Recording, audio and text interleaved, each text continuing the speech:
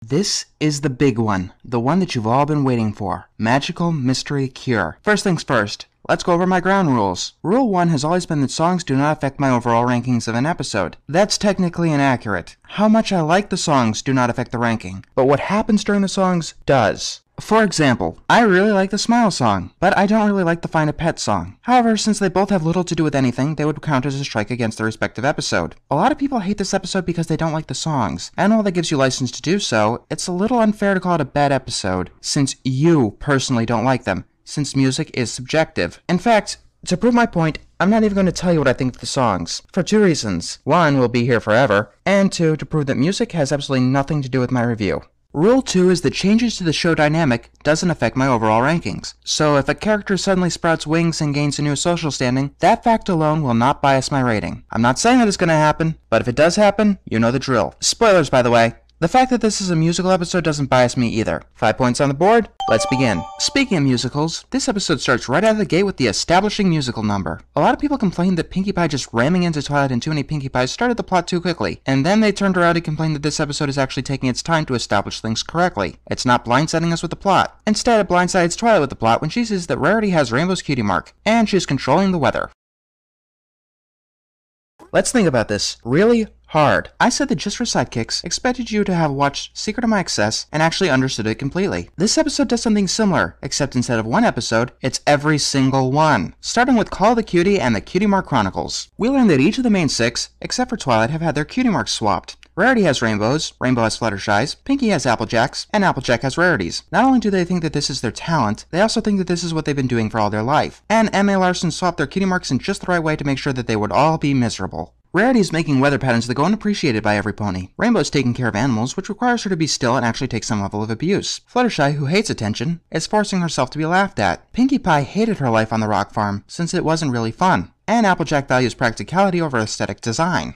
Of course, this looks like a problem, doesn't it? Rainbow's talent is not manipulating the weather, and Rarity's talent is not being a fashion designer. We already know that it would be impossible for Rarity to fly and create a sonic rainboom, as it would be impossible for Applejack to cast a gem-finding spell on purpose or by accident. On the surface, it looks like M.A. Larson wrote himself into a corner, until you realize that their memories were also altered. Let's take a look at Call of the Cutie. Decided to become a teacher. The flowers symbolized my hope that I could help my future students bloom. Smiles represented the cheer I hoped to bring to my little ponies. That's a little bit of a stretch, don't you think? Flowers equals be a teacher. I could say that a colorful rainbow pattern means making the skies beautiful. Cutie marks have always been interpretable. You get them after you figure out what you want to do, not the other way around. By the way, there is enough humor in that song in order to get a point. Also, I should get this out of the way now because I don't care what you say. This is the best animated episode of the entire show. Even if nothing else makes sense, this episode is still beautiful to look at. Twilight realizes that she's screwed up, badly. She got a letter from the princess that contained Star Swirl's unfinished masterpiece, and Celestia believed that Twilight would be the only one who could finish it. Twilight starts by reading it out loud. What? Reading something in a book? No, it's probably the first thing that Twilight would do. And since the spell is unfinished, she accidentally casts it, which screwed up her friends' lives because they were the bearers of the elements of harmony. Twilight because she cast the spell and Spike... I'm a dragon. Yeah, that's the best explanation I could find. Someone somewhere has to make them. Magic just doesn't come forth from the ground. Yes, we have. Hell if I know. Because it's reasonable we don't know that. We don't know where the elements of harmony came from, nor do we know their true nature. Star Swirl could have created them himself for all we know. And if I predicted that right, you each owe me a chocolate chip cookie. I cast the spell so I could find out what it was. Isn't sending the entire town into a frenzy over a doll? Twilight's not perfect, and if anything outweighs her obsession over the future, it's her curiosity. And if I know anything about Twilight, it's that her intelligence goes down when she gets tired. Looking at both It's About Time and Look Before You Sleep. According to Star Swirl's book, there's no way to undo the incomplete first spell. Spike says that Twilight should just restore their memories like she did when Discord was around. It's not their memories, Spike. It's their true selves that have been altered. First of all, how the hell do you know?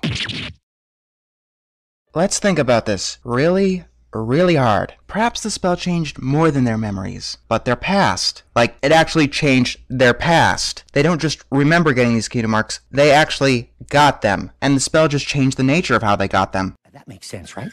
Actually, yeah, it kinda does. It would make them want to live out these lives, especially with their world telling them that cutie marks are supposed to dictate what you do. It all makes sense now.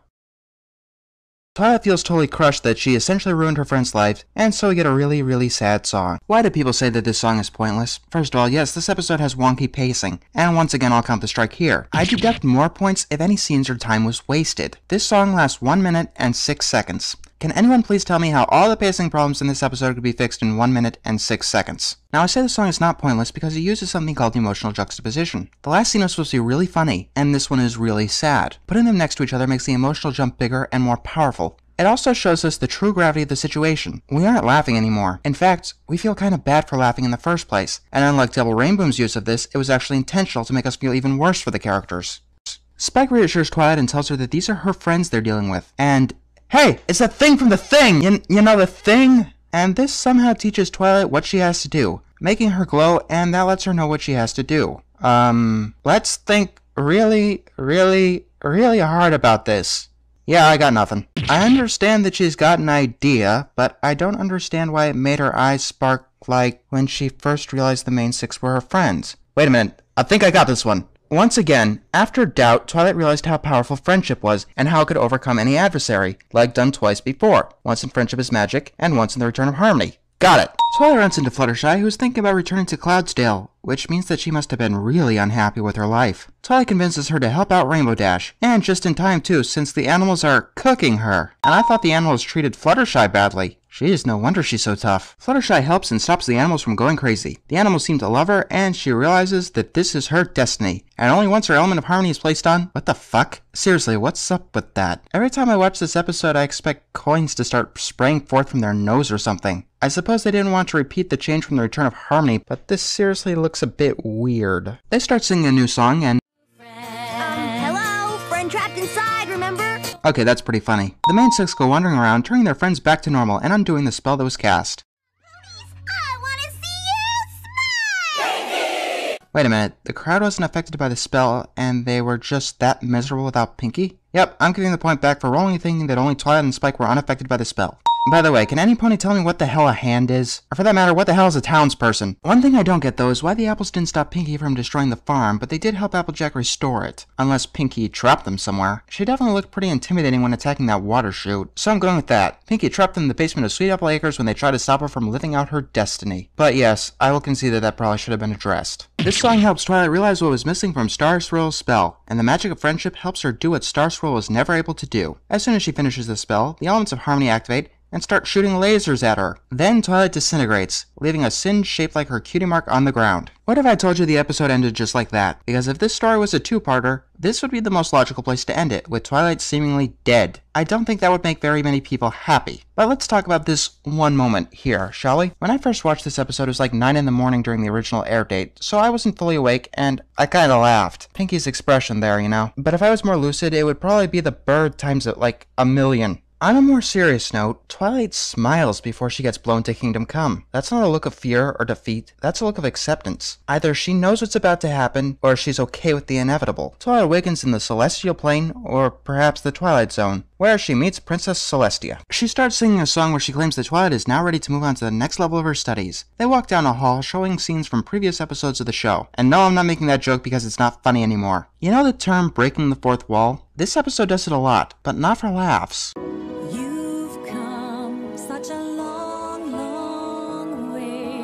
Have you seen Twilight come such a long, long way?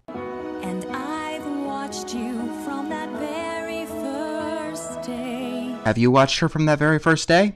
To see how you might grow. Have you seen how she's grown? To see what you might do. Have you wondered what she might do? To see what you've been through. Have you seen what she's been through? And all the ways you've made me proud of you. Now here's a question. Are you proud of Twilight? Are you proud of watching her overcome each of her own trials? Is she really enough of a character for you to feel this for her? I'm not saying that in a condescending way either. That's the intent of the song. In fact, that's the intent of the whole episode. I gotta admit, most media will only try to make you feel happy or sad for a character. This episode actually goes out to try to make you feel proud for a character. I've gotta give them credit where credit is due. From Twilight's heart, and not her horn, comes magic that swirls around her, turning her into an alicorn. Okay, we got a lot to talk about, so buckle up. Let's start with the moral. The first part of the episode says that you shouldn't just blindly accept destiny, and here Twilight is just given these wings and a crown. It sounds contradictory and hypocritical. Let's think really hard about this. I mean, really hard. I argue that this actually makes the moral complete.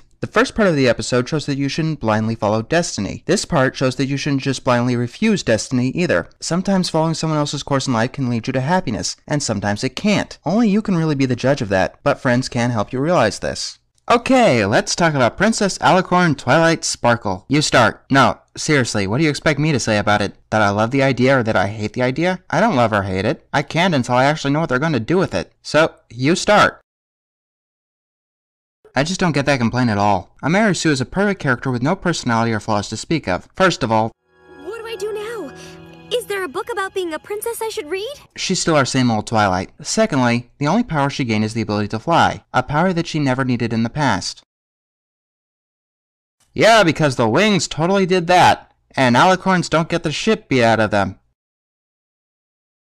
Here's the way I see it. Either she is ready, and the almighty Celestia's trust was well placed after watching everything that Twilight did for the past whenever, or the show is going to get very interesting.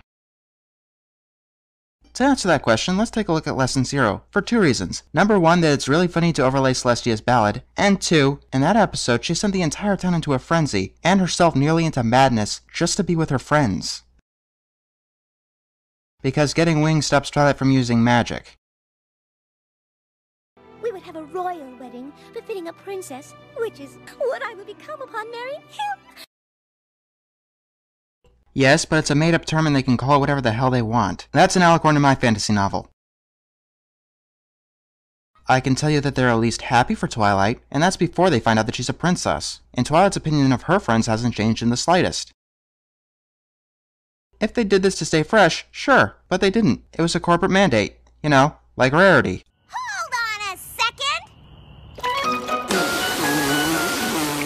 Okay, that was pretty funny. I don't often laugh at spit takes, but that was pretty good. And no, I'm not expecting them to explain everything now, because as Celestia says, There will be time for all of that later. this is apparently part 1 of a 3-parter, or a 6-parter if you count Equestria Girls. So, in Canterlot they give Twilight her coronation. Jeez, imagine what they're going through. One's married to a princess, and the other is a princess. Why do people say this coronation goes on forever? The coronation itself is 3 minutes long, and the whole Alicorn plotline is about 5. Twilight starts giving a speech to the crowd that seems to be recapping the entire series until this point.